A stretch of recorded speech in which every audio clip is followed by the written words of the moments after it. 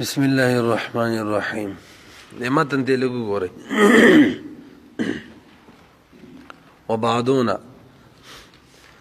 وبعد فهذا غاية تهذيب الكلام. او د خطبه یعنی صلوات و سلام نفس فهذا د څه چې اوس ذکر کو دا غایه د خسته کلام پس کې فی تحریر المنطق والکلام د منطق او د علم کلام په لیکلو کې دا همدغه شان فی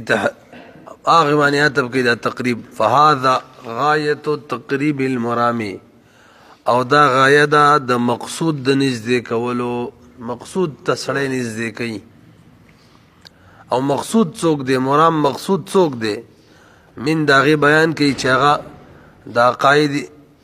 اسلام تقریر دے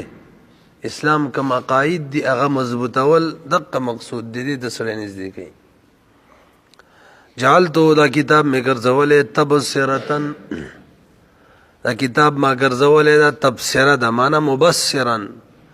دا کتاب بینائی ورکون کے دے بصیرت ورکون کے دے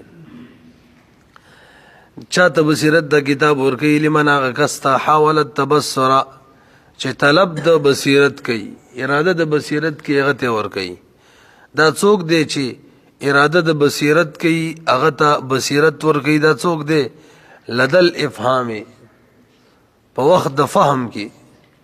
یعنی کوم سړی چې د فهم د زده کولو کوشش کوي فهمي هغه ته دې ترجمه روان دي اخر کې به ترجمه به راشي ان شاء الله لاندې عبارتونه وایو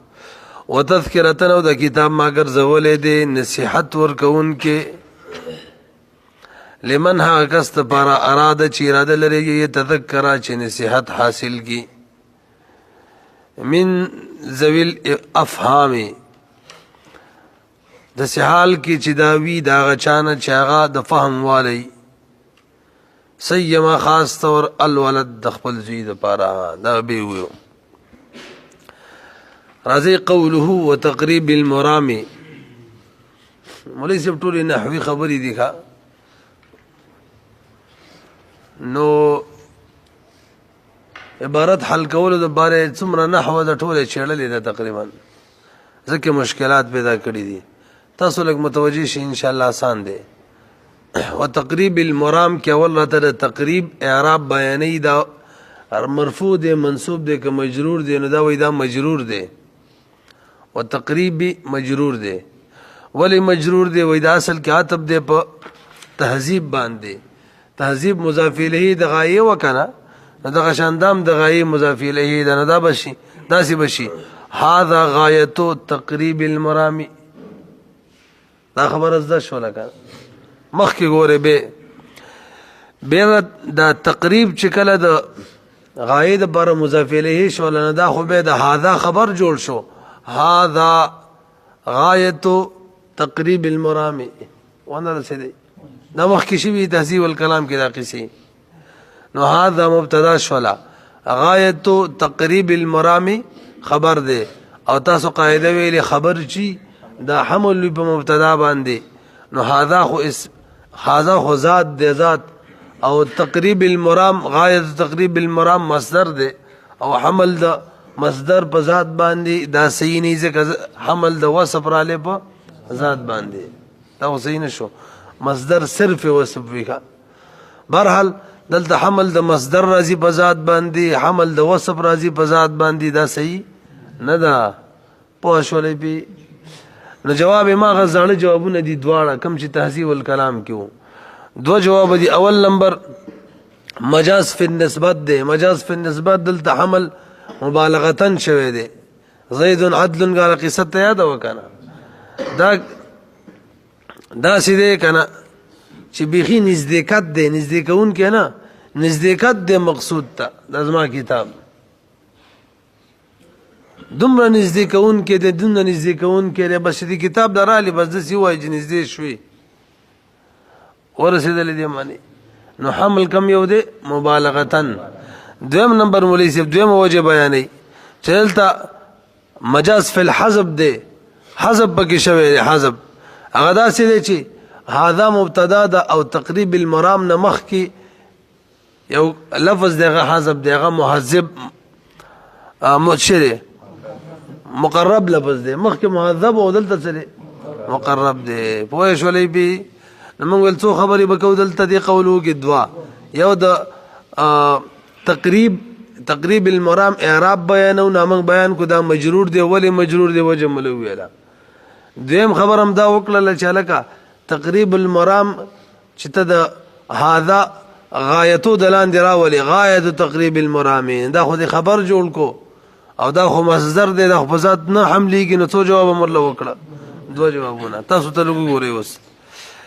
وتقریب المرام بالجر اول خبر وکړه بجر سره عطف علی التهذیب دا عطف دی په تهذیب باندې دا دغه بن کو کنه صحیح ده تقریب المرام په جر سره چی وې دا عطف دی په تهذیب باندې معنی ودا شي هذا غایت تقریب المقصد الى التبایع دا غایه دا د نږدې کولو د مقصد تبایع ته دا کوم عبارت شارح راوړو دی کی یو د مرام معنی بیانې چې مرام مقصد ته ویل کیږي او دویمه خبره دا کی د تقریب دو مفعول غواړي نو یو مقصد شو مفعول هغه ته اضافه شوی او بل په واسطه دار بجر سره دی الى التبایع مقصد ته نږدې کوي مقصد نږدې کوي مقصد نږدې کوي چاته نږدې کوي الى التبایع والافهام طبيعتونو او فهمونو ته او فهم ته نږدې کوي پوه شولې بي افهام دیکھا افهام بنوي وي او افهام سټ کیږي دلته افهام دلته افهام دی یار غلط شو مزه افهام نه افهام دی جمع صيغه ده افهام باب افعال مصدر نه دی ادا سي بشي هاذا دا کتاب چې دا غایه ده د نږدې کولو د مقصد طبيعتونو ته مقصد طبيعتونو ته نږدې کوي ولا فهم او فهمونو ته نږدې کوي اوس ورسېدلې خبره باندې خجي حمل سره څه تقریب المرام هو په هذا حملېږي دا حمل صرف وسب دی نو وي والحمل على طريق المبالغه دا حمل په طریقې د مبالغې دی دته ویل کېږي مجاز فی النسبت زید عدل بشان خبره باندې ورسېدلې او دویم او تقدیر یا تقدیر چې هذا مقرب غایه التقریب دلته به مې ته ویل کېږي مجاز فی الحذف نو مقرب خبر دی غایه تقریب نه او مجاز فی الحذف تعریف من کړو کستاسو یاد وی پرونم کړو چاته ویل کېږي چې عامل وی حذفی کی معمول روالی د عامل بزی ودره او د عامل والا اعراب ورته ورکی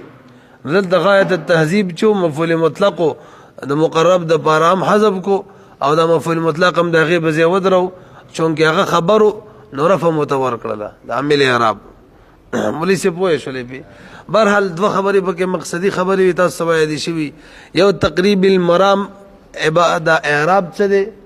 او دویم د تقریب المرام چې په هاذا حمله دا خو نه سې کیږي نو دوه جواب ورله وکړل او نور جوابونه هم کیږي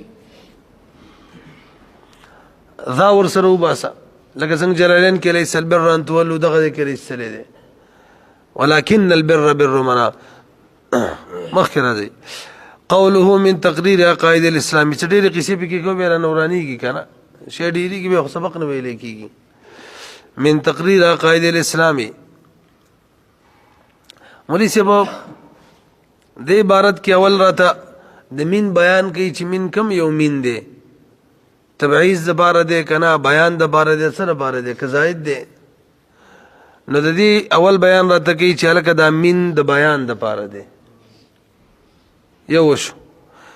دویمه خبره عقاید الاسلام کې د عقاید اضافت اسلام ته شوی دی د اضافت کم یو اضافت دی نو تاسو ما ته سم بره ګورئ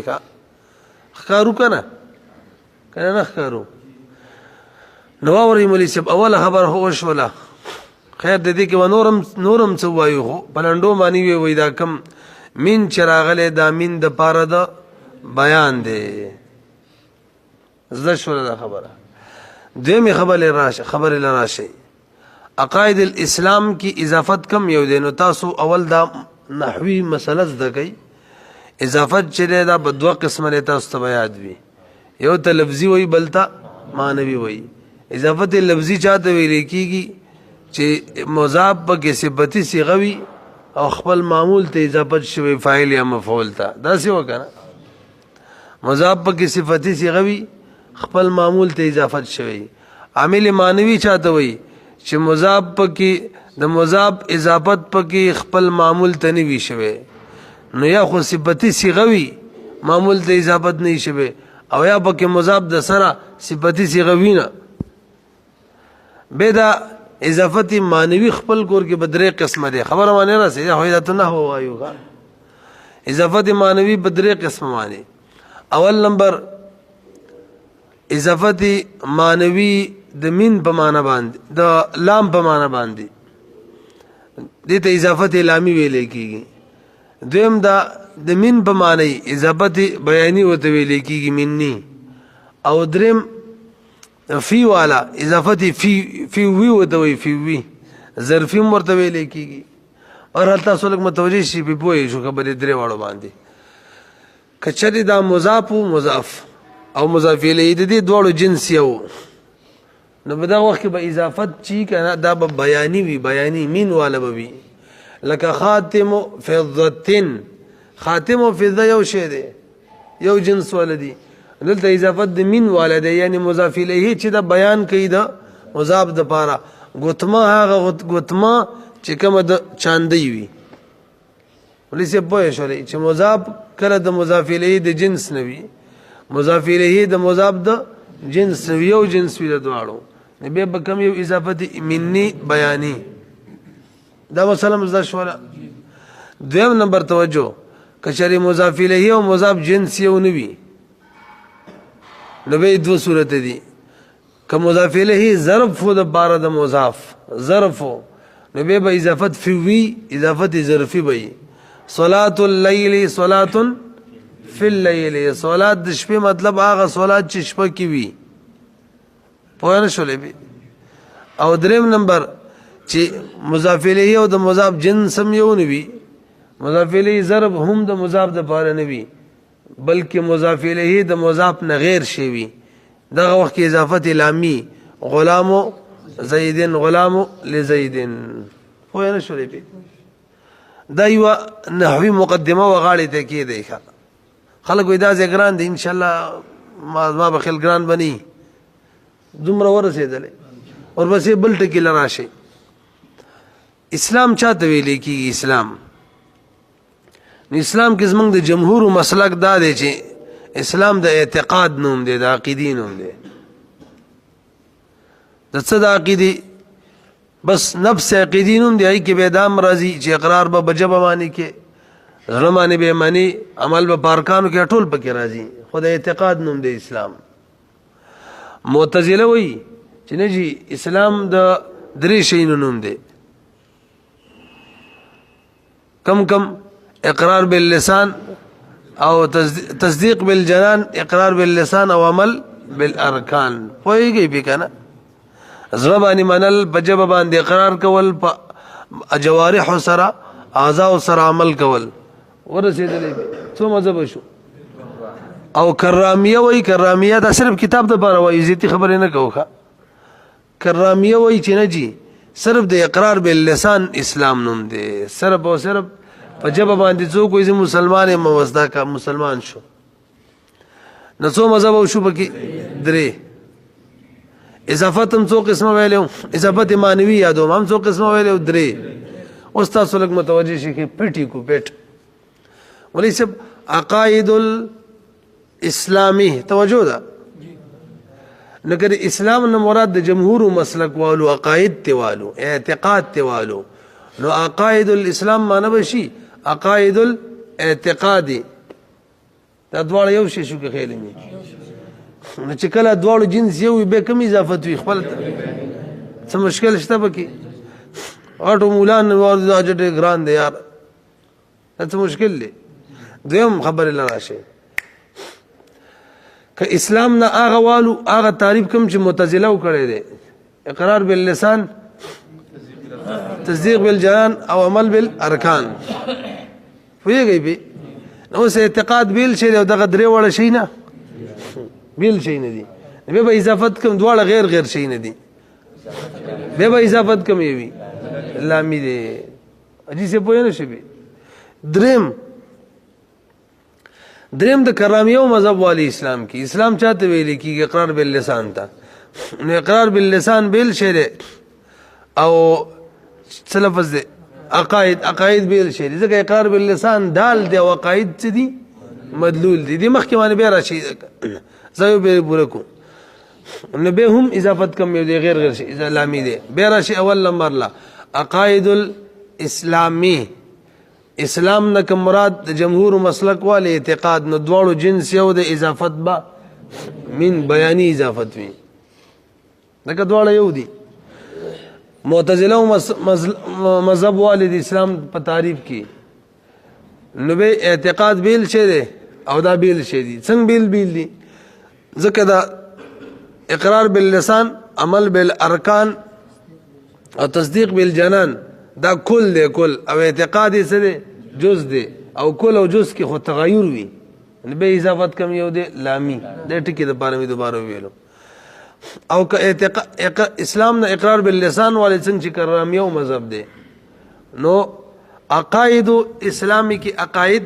مدلول دی دلالت په څوک کوي اقرار باللسان په عقیده دلالت کوي نو دال او مدلول هم غیر غیر شوی اوس کوم اضافت شو لامی شو پدن لګي ورسېدل کنه بیخي او تو ګورئ من تقریر عقاید الاسلامی بیان المرام وېدا د مرام او د مقصد بیان کی دا مقصد څه دی نو بیان ولله وکړو دلته یو بل خبر هم ده که درمانی بوج کیږي نه دا خبره ترابی خبره که خاطرم بنه درنی کیږي چې هغه پکې وایو نو وایو ری سیدا د څنګه چې کتاب ول ذکر کړي شارح چې من بیانی دی او دا اصل کې د مرام تقریب مرام بیان کوي مرام او مقصود څوک دی هغه تقریر د عقاید اسلام مو دی اصل کې د قشان ده دویم ترکیب هم پکې کیږي دا من متعلق شي تقریب پورې اچھا جی به ووري اول ترکیب دار چې من کم یو دی بیانی دی او دلته تقریب چې ده کنه خپل لغوي معنی باندې د څنګه چې منګه شروع کې معنی وکړه د تقریب لغوي معنی مراد ده لغوي معنی د نږدېواله هغه معنی کړي وکنه نو چې کله اضافت بیانی شي او دا دغه وخت کې به تقریب نه کم معنی مراد شي لغوي معنی د تقریب دا خبر زده شو دویم دراشي دا من چې ده کنه من څه شو من تقریر عقاید الاسلام دا متعلق کو تقریب پورې چا پورې تقریب نه اصطلاحي معنی اخلو تقریب اصطلاحي معنی څه ده مسائل سره دلایل هم ذکر کول دې تقریب ویل کیږي مسائل سره نو کداغه کارو کو نقصانات راځي لفظا هم او معنن هم لفظا نقصان سره تقریب پورې د متعلق کو عامل شي او من تقریر عقاید الاسلام با معمول شي او تقریب خو مصدر دی په عمل کې کمزور دی دا عمل کولای شي چې ور سره پیوسته معمول دلته خو منس کې مرام رااله مضاف الیه خو غیر شی دی کنه پوه نه شولې به دا خبره وشول دویم نقصان پکې دا دی مانوي نقصان چې زمون کتاب داسې کتاب نه دی چې مسائل سره دلایل ذکر شوی داسې کتاب نه دی چې مسائل سره دلایل ذکر شوی نو دې د وجه نه من متعلق کوم تقریب پورې بلکې من کم یو جوړ کا بیان جوړ کا عزت شو دا خبره دم زیتی وکړو دوه غوري بیان المرامی وسخبر دویمه خبره لرازی والاضافه فی عقائد الاسلام بیانیه کم اضافت ده خو کله بیانی به مولوی صاحب کله چې د جمهور مسلک والیکا ان کان الاسلام عبارت عن نفس الاعتقادات کچری اسلام عبارت شي د نفس اعتقاداتنا خیال مو کنه به څه وي و ان کان او کچری د اسلام عبارت عن مجموع الاقرار د مجموعه څوک ده یعنی اقرار باللسان او تصدیق بالجنان او عمل بالارکان نه واخلي په دې وخت کې به اضافت سوي یو صورت دی وکلامی دی دویم او کان عبارتا یا د اسلام دا عبارت شي ان مجرد الاقرار باللسان په دې دوړو صورتونو کې به اضافت کم وي فالاضافه لامیه اضافت بلامی وي مولوی سے پوه شولې کنه به ول ګران زید نو زما په خیال تاسو په پوه شولې مخکې ځو کنه جعلتو تبصرتن مولوی سے دلته به نحوی قاعده لراشي نه دا نحوی قاعده بره لړو چی چې دی خود به نه مونږ وتلو توجه جی مسله دا د کنه چې دا جعل لفظ دی جعل دا په دوه قسمه لري یو د خلک وی جعل بسيط او بل ته ویل کیږي جعل مرکب تجعل بسيط چې دا یو مفعول غاړي او دا وخت کې جعل د خلق په معنی باندې ځکه په قرآن کې استعمالي زده شوره خبره جعل مرکب چې دغه وخت کې دوه مفعول غاړي او دی وخت کې جعل د سیر په معنی باندې تسیر په معنی باندې ورسېدلې مسله باندې دلته جعل کم یو دی وی جی دلته جعل د تسیر والا دی جعل مرکب دی څو مفعول غاړي دا یو مسله نحوي زده شوله به مخکې به راځي ورپسې بل نحوي قاعده دا ده کنه چې دا جعل یعنی کم افعال چې دوه مفعول غاړي دا دوه مفعول اصل کې مبتدا او خبر یې کا دوه مفعول اصل کې څوک وي مبتدا او خبر وي به الفاظ دیگر دو مفعول کې دا دویم مفعول چې دا حمل په ول مفعول باندې نو جعلته تبصره هو چې دی مفعول اول دی او تبصره مفعول ثانی دی او مفعول ثانی حمل په مفعول اول باندې نو اعتراض تبصره مصدر دی سر په وسب دی تدا حمله بچا باندې هو ضمیر اخو ذات د پاریزات معنی دا حمل را له سر په وسب ذات باندې مفعول ثانی دی حمل کو پاول باندې او مفعول ثانی سر په وسب دی اول ذات دی کم ځای خبره را جوړ کړل خیال مو کنه دا قجان په قصه را پورې وي دا خو منطق نه دي کلمات ته څو پیری وی الله نه وی خبرې دي نو خلک ربانه سیری نو جوابونه سری جوابونه ټول لور جمع قد جوابونه دي یا خو حمل چې کوم مجاز فی النسبت دی حمل مبالغتن دی دا کتاب داسې کتاب دی مړه خو بس بیخي بصیرت دی نو زید عدل او دویم دلته مجاز فی الطرب دی مجاز فی الطرب پرونو ویلو مصدر چې مبنی للفاعل مصدر تبصره په معنا د مبصرا سره دی پوه شولې بي بس مخکې وځونو جعلتو تبصرتن دا دویم جواب چې موږ کو داول ذکر کړی دی اے مبصرا مجاز فی الطرب وتوي دویم مجاز فی النسبت دی او يحتمل التجوز یا احتمال لري د مجاز فی النسبه فی الاسناد یعنی حمل مبالغتن خدام وشولا به ور بس لفظ راغلی دی جعلتو تبصرة لمن حاول التبصر لدى الافهام وتذكرة لفظ بصير السرغه تذكره راغلی کنا دیم دقه قصه جعلته تذكرة دا باغیات دی دلتم تذكرة مفعول ثانی دی او هو مفعول اول دی دلتم حمل نسی کیږي حمل نصر به وسب راضی په ذات باندې دلته هم دقه دو جواب دی یا حمل مبالغتن دی او یا مجاز فی الطرب دی مجاز فی الطرب مطلب تذکرتن بمعنی د متذکرا یا مذکرا سره وګورئ مولوی صاحب وکذا قوله تذکرتن قوله لدى الافهام دلته په کسره سره دی هلته مخکې افهام وکا وتذکرة لمن اراد ان يتذكر دغه ته ورسېدلو کنه من ذویل افهامی من ذویل افهام نه دیکھا افهامی ورسول برنه یادی کنه دا یو ذویل افهام صحیح دی برنه لدل راته یادی یار لدل افهامی خالل ته افهام دی ورسته خو به افهام ټیک دیکھا لدل افهامی توجه جی اول دا مسله ذکر کړي لدل افهامی دا وی بالکسری دی دا د باب افعال مصدر دی یو خبره دویمه دا لدل افهام کې چې کوم الف لام تاسو یې نه کنه الافهام دا اصل کې وزن مضاف الیه نه راغلی دی لدا افهامه دی لدا افهامه مضاف الیه لري کله ضمیر هغه نه وس کې څوک راړو الف لام لدا افهامي په ځمانه لدل افهام شو توجه وکوي ښا بیره تدوی چې لدا داصل کې لدل افهام لدا افهامه دی د افهام ضمیر د افهام اضافه چې د ضمیر ته شوی دی دا ضمیر کم یو دی دا فاعل دی دا ضمیر که مفعول دی نو دواړه صحیح کیږي افهام اضافه چې کوم ضمیر ته شوی دی دا احتمال لري چې دای دی مفعول شي څه دی شي نبی به معنا دا شي لدا افهامه په وخت دی کې چې دا فهم حاصلې هي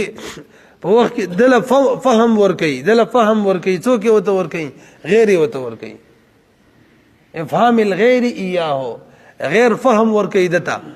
نو چې غیر فهم سړی ته ور کوي نه دی وخت سړی شي سړی شي دا استاد وي کې شاګرد وي چې بل څوک فهم ور کوي پته لګونه رسیدلې کې به د سره به ارته ختم لدل افهام کی مولوی سے ما تاسو ته ویل چې په کسره سره د افهام نه دی افهام دی به د سره والا قصه ته یاد ده الکې چې جوړولې یو دوا او درې غټ کوچې خزوا څلور ول ما به څوک یې خکی قصه ته یاد ده نو بازار قصه ده کنه ډېر لکې جوړې کړې طالب په وخته وای شي چې ګډ ور شان طالب ودسي نو بس اخیره کې هغه ته ویل لس پیری وشولا طالب ته ویل نه ویل پنځل لس پیری می برابر کړلې مسلسل نجی لس پیری خځلانجه ویل نه کې یخور ویل پنځل لس پیری وشو ویل نه لس پیری خدس کارو کدا لکې لګ جوړې کړې وی ټولې ورانې کړلې به د سره پد ته ولګي سم شانې وختي دا کیسه به نه کې بخي ولد نوم خاون نړ تور کړو ها تاسو لږ متوجه شئ نو به د سره لدل افهام نه دی لدل افهام دی یو دویم الف لام په کې وز مضاف الیه نه دی لدل افهام لدا افهامی هی اوس خبردار چې دا هی ضمیر چې دی افهام اضافت وته شوی دی دا فاعل دی افهام دی کنه مفعول دی افهام دی دا وی دواړه سې کی اولی مفعول کوي لدا افهامی هی دسی بشي افهام الغیر هی ایاه غیر فهم ور کوي دتا دې وخت را خبره د طالب د باره شو متعلم د باره دا سی بشي دا کتاب منګرځول تبصره څوک چې طلب د تبصره کوي د بصیرت کوي لدل افهام طالب بن کر خیرم ده کنه دویم نمبر دا افهامه کی ضمیر چې دا فاعل او اضافت فاعل ته شوی دی نو به د څه شي لدا افهامه غیره اس په ولګون خپل کتاب والا وای چې دا فهم ورکی چاته غیر ته ورکی دی وخت به دا څه شي نباب معنی مطلب بدا شي دا کتاب میں بصیرت ذریعہ ګرځولې دا غچا د بار چې څوک د بصیرت مطالب طلب کوي لدل افهامي په وخت د فهم ورکولو کې بل چاته علم دې کنه اوس راشي ورلا نو وی لدل افهام بالکسر اذا شو دا خبره به څه وی اے تفهیم الغیر غیر فهم ورکی ایاه دتا دا د غیر نه فهم حاصلی ار چا لپاره شو او دلته مفعول ته اضافت شو او تفهیمه یا دا فهم ورکی الغیر غیر تا نو والاول للمتعلم والثاني المعلم وليس بوینه شولې نو لکه عبارت کې قصې وکړلې مخکې راځي لدل بيبس شه دي منزل افهام او کنه یو پر خو لدل افهام تیر شو به څنګه رالو منزل افهامي تاسو به لګ برو ګوري مولسیم ګوري باندې څه به وکي برکتو هم څټونه ورځي د خیر سره دغه شان ودرې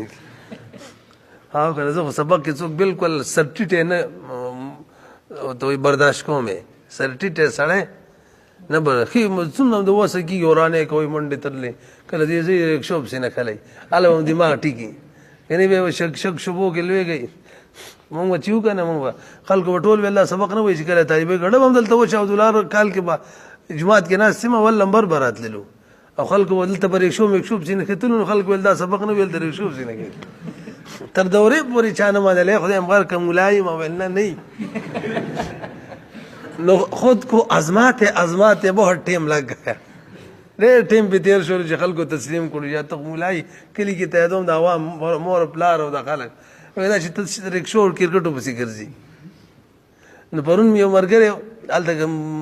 دغه کې مفتی دی دارالعلوم کې راسو دارالعلوم کراچۍ کې اسلام آباد مدرسه کې مفتی دی اوس انګلیش ارتس تر دغه سړی نو کرکټ بم کوم پرون فیسبوک کې دغه شی راغلی ما ته ویل مال میں ابھی بھی آپ کے بالنگ پہ چک کے چڑھا سکتا ہوں اگر په سره ولګم زه خو اوس ما قشانې ما اوس هم کرکټ کوم پرې کې املا نه دی نو لوی مو به کې ډېرې کوي دماغ هم صحیح نو به نه کوي کنه ځان ما سي بزر کړی نو مرز نو کار لازم بچی را لازم کوم د کو نه کې به یاري وللاته ور کوم پاسه دغه د غر کا چې د منډي ترلی و بدل تراسته بزر دي ځان نه جوړ کړی دی خجی من ذل افهام نو ولا خبر راته دا کوي کنه چې دا ذل افهام دا افهام نه دی افهام دی دا باب افعال نه مصدر نه دی دا د فهم جمع ده اوله خبره خو دا شوله نو وی بفتح الهمزه وګورئ دا جمع فهم هجی دا منزل افهام کی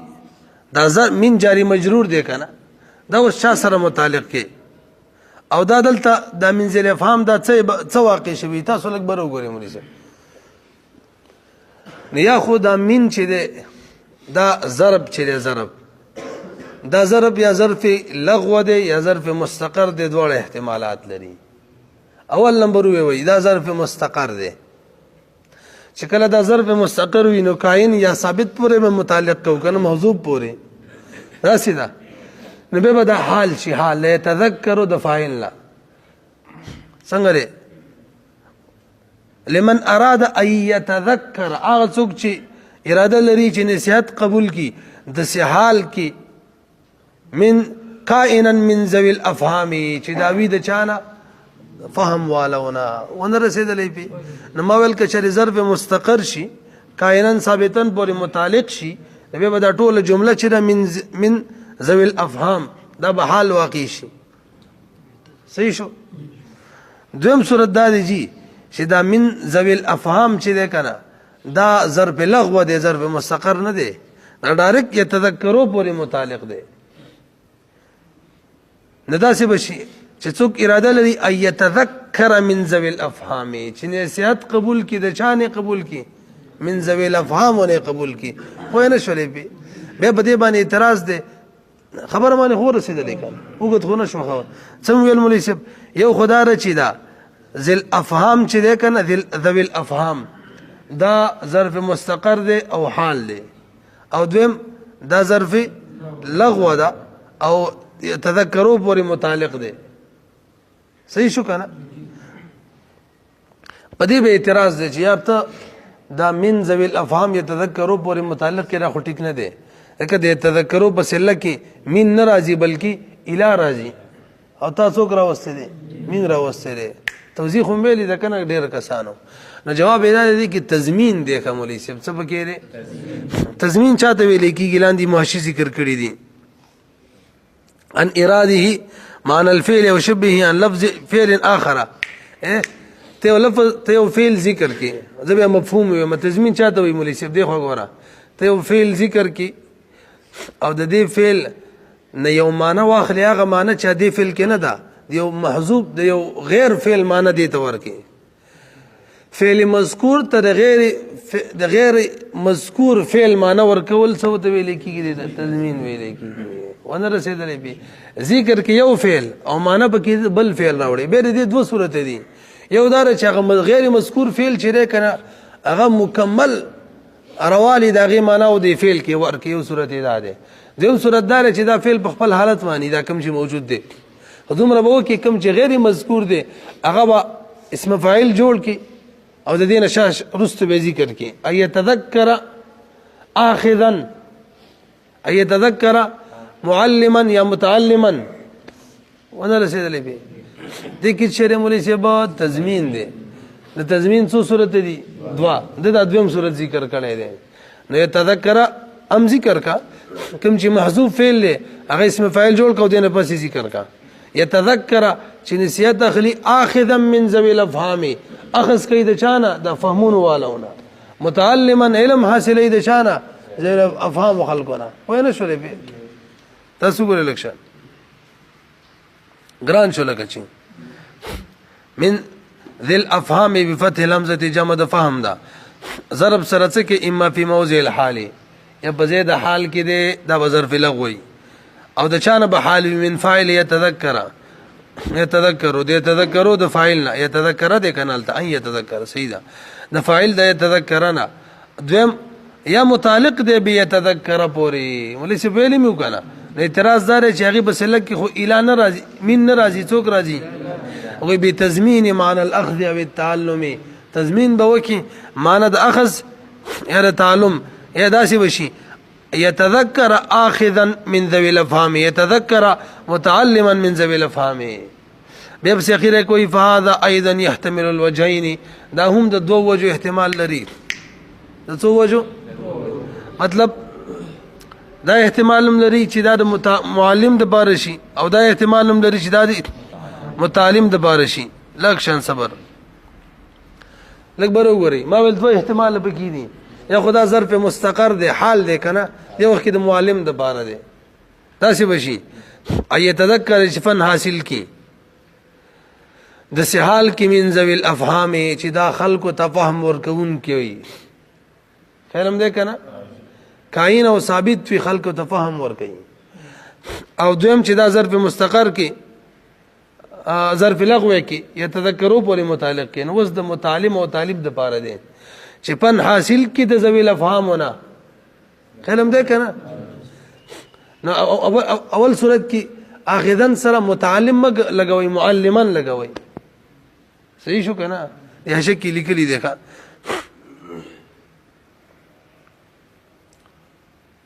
إذا كان متعلقا بقوله ثابتا أو كائنا فيكون حالا من الضمير المستكن في قوله أن يتذكر فيكون ظرفا مستقرا بيبسوي فحينئذ لا يراد بمن أراد ذكر إلا المعلم خيرم ذاك أنا أبي خيرك لكل آخذا أو متعلما من زويله فيكون